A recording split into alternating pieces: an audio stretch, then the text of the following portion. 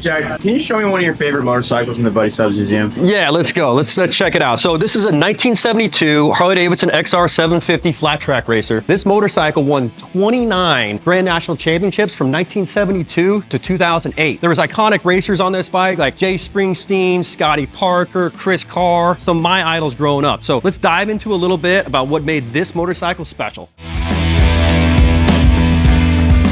The XR750 was originally released in 1970 and it replaced the KR, which my father Buddy rode. So he actually didn't get a ride in XR750 in his race days. But my favorite riders on the XR750 were Chris Carr, Jay Springsteen, Scotty Parker, all Grand National champions. So this bike today is valued at over $50,000. But back then you could get your hands on one of these if you were a factory racer for $10,000, $15,000 if it was fully built. Bill Warner was one of the best tuners out there. Matter of fact, Jerry Branch did work on the heads on this motorcycle as well. Here at the Buddy Subs Museum, we have envelopes and history on all the motorcycles. So on this XR750, we've got quite a bit of literature, information. So my dad bought this bike in 2003 from Bob Hansen for $12,000. And we've got all the service history here, performance parts, you name it. When the Arizona Mile came to Turf Paradise on 3 different occasions, we were the title sponsor of the event. And my dad, Buddy, did hot laps on this very motorcycle. Funny story about it was he was only supposed to do 1 exhibition lap per race, and he actually turned that into 3 laps. So he did a warm-up lap, a hot lap, and a cool down. Meanwhile, the officials were trying to get him to stop because we were on a time crunch. Anytime you're at a racing event, especially here in Phoenix with the heat, middle of the day,